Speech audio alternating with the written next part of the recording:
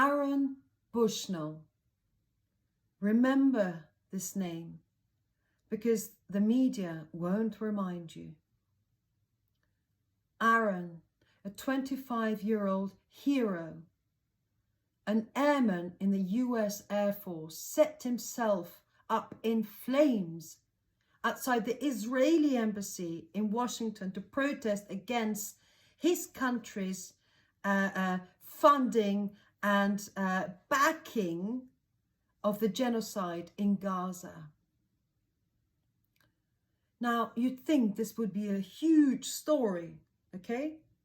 After all, he was one of our own, so to speak, a US guy, a soldier.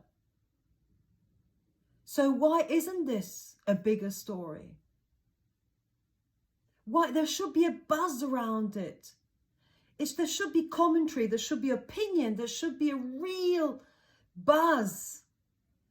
Because it is a sensational story. It's tragic and it's symbolic.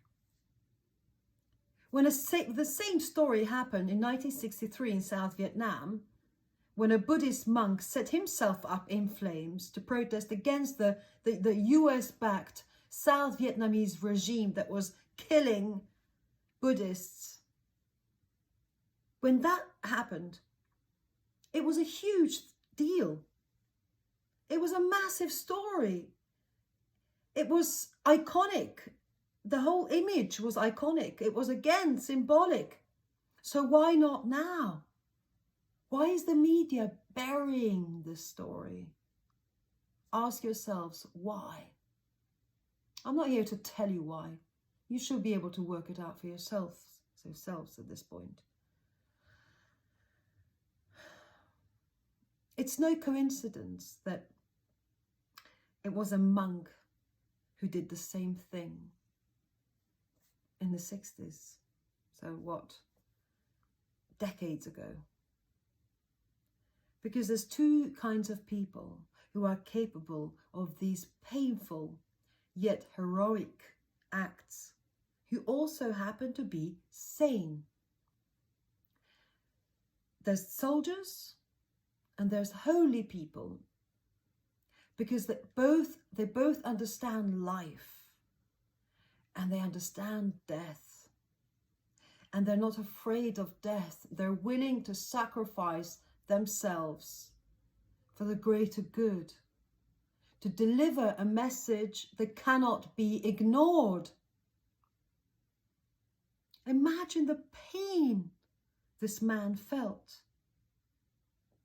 at watching what's going on in Gaza. And there is nothing more agonizing in a soldier's life than realizing that he has fought for nothing,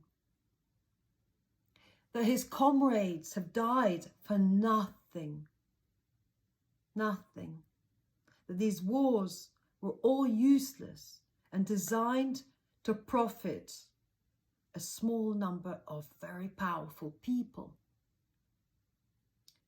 So these are the acts of some crazy people.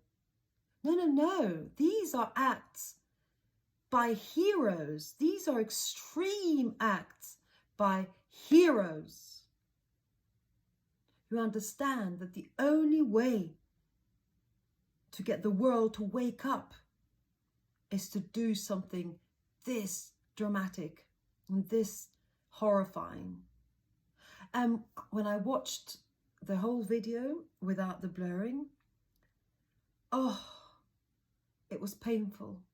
Watching this poor young man standing there defiantly whilst up in flames and muttering "Free Palestine" or screaming "Free Palestine" till the moment he collapsed in agony. So don't let the media, don't let the political and media elite bury this story. Don't forget the name Aaron Bushnell. Remember him always. Share any content related to him, any content.